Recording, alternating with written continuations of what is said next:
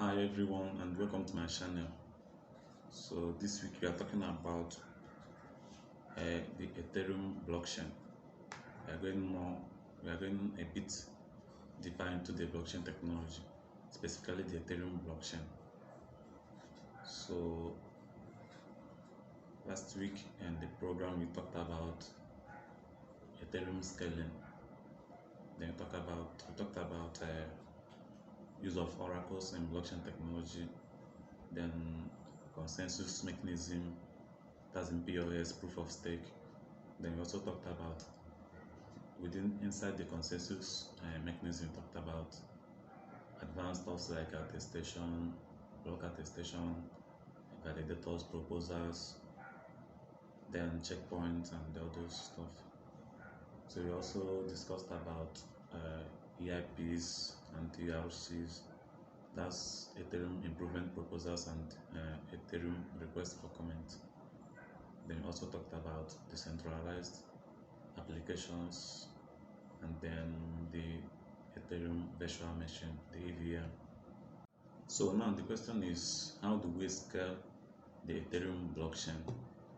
Because if you look at it, a blockchain is what is conducting billions and millions of transactions, and then it's not there is not supposed to be a downtime. Like, it's not supposed to maybe freeze or get congested or maybe have a downtime, what we call a downtime in computing.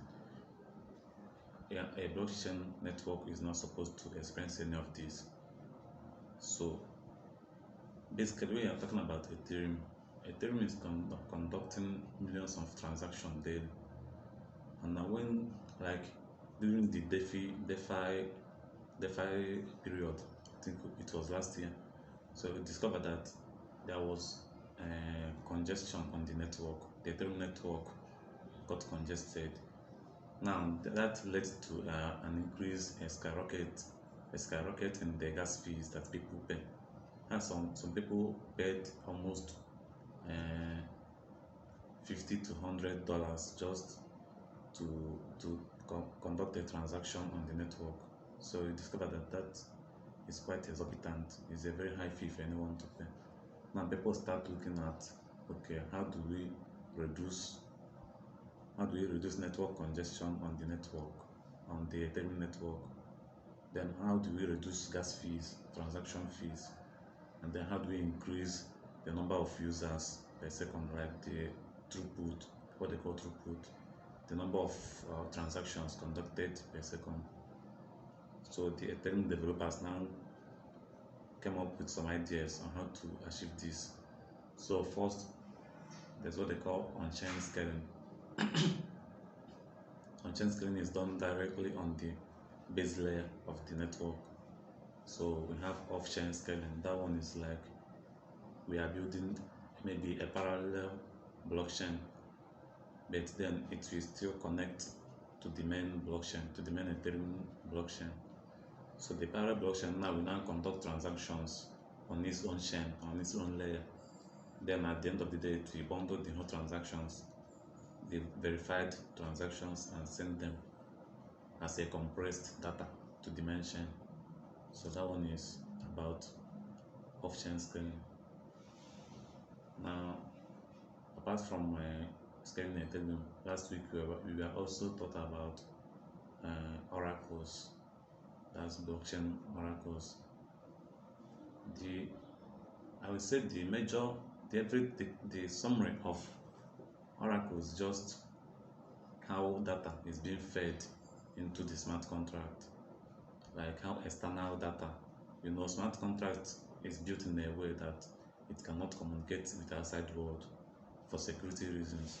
So how do we now bring in data, real-time data, or even if it's not real-time, how do we get in data into the smart contract so that we can at least make the smart contract to respond to external events, like maybe change in price of a commodity, or maybe outcome of a competition or something like that.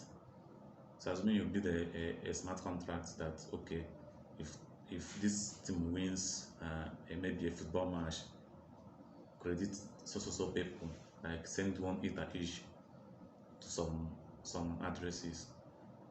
So you find out that smart contract on its own cannot get that information, but it will need a source to feed in the accurate score of the match so that it can trigger the payment in the smart contract. So that is basically what oracles do on the blockchain. So we come to the next topic. That's consensus mechanism. So consensus is just a way of reaching agreement within the network. Like Ethereum is decentralized. That means anybody can join the network from anywhere. Now, when you have like 1,000,000 different computers or nodes, if you like, running the network, we have to find a way for all of them to communicate and maybe reach an agreement or something, maybe on the state of the network, or maybe which transaction is valid or not. So the way they reach that agreement is basically what consensus mechanism is all about. Yeah. So now we go to EIPs and ERCs. EIPs is just a way, like a standard way, where Ethereum developers suggest new solutions or new standards to add to the Ethereum protocol.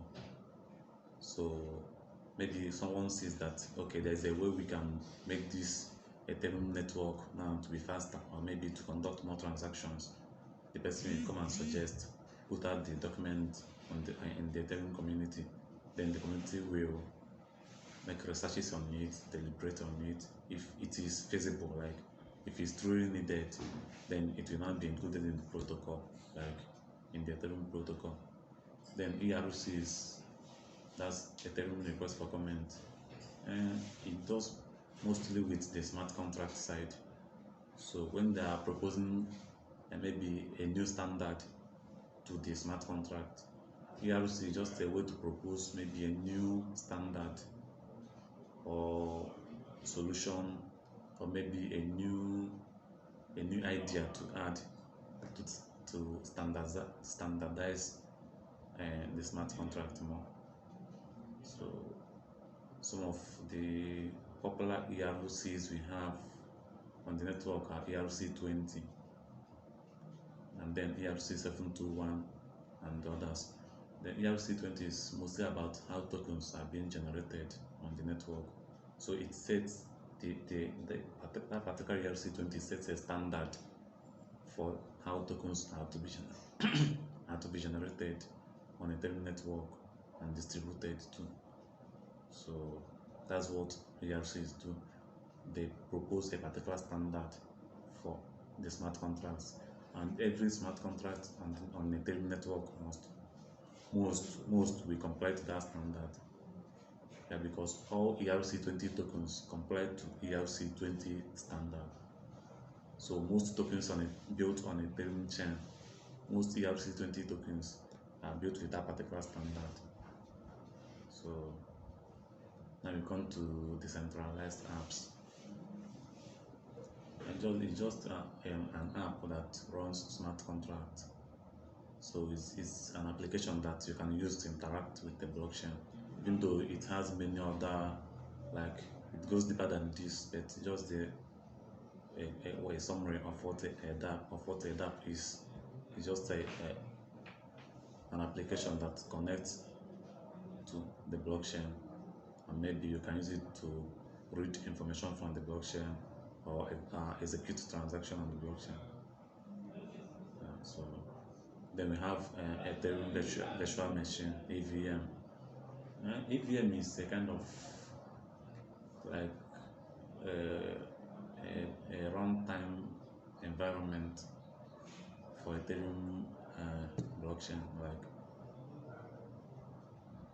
the Ethereum network, the blockchain network for Ethereum is just this layer.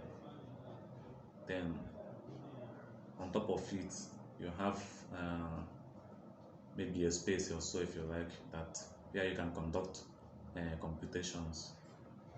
So this is the layer, this is EVM on top. So if you have any computations, like maybe a smart contract call to the network, first of all it will go to the EVM, the contract will be run, that's the smart contract code, the code will be run on the network. After running the code, the whole result will now be pushed down to the main network. So that's basically what the EVM does.